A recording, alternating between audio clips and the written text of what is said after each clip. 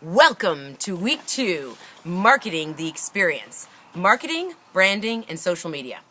I'm Professor Wordelick, and it's good to see you back. I want to thank everyone for last week. I think we had a phenomenal week. Great posts, great introductions, and great campaigns. A lot of you spoke about Nike as a campaign, and that today is what we're going to be focusing on as we discuss analyzing the marketing environment. The marketing environment, Nike is a key player within that, and the marketing environment includes both the micro environment as well as the macro environment. Going through quickly, micro environment, what does that include? Think the closest aspects. So the Nike's company, competitors, consumers, and intermediaries. So when we talk about intermediaries, those suppliers or those people that really help to get the brand to the end user, being the consumer, one is Foot Locker.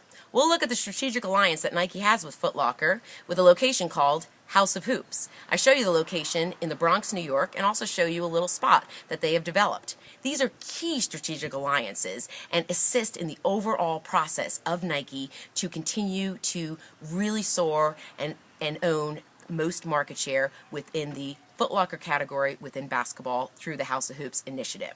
Another aspect we'll talk about is customer segments. Think about it.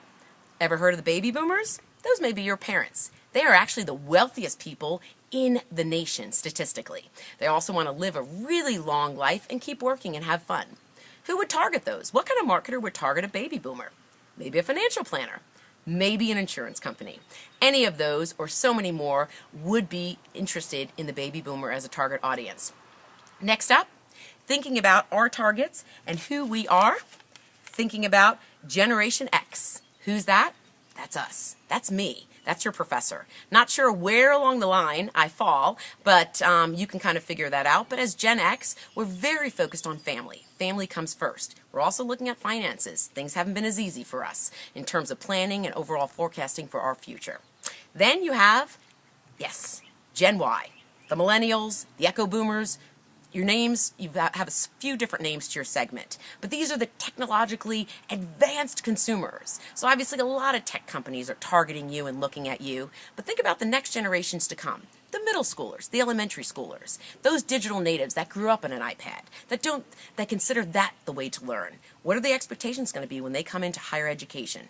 We'll discuss this and much more, but focusing on the Nike brand so you can take a look at all of the key forces or players that Nike as a marketing company has to look at and has to consider.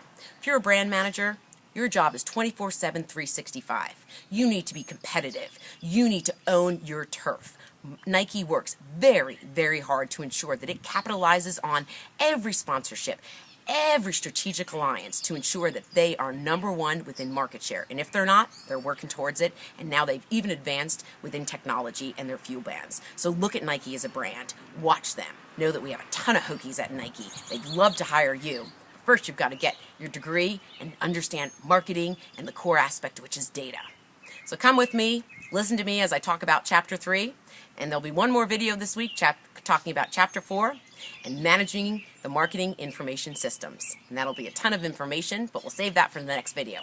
Thanks for now, and I'll see you soon.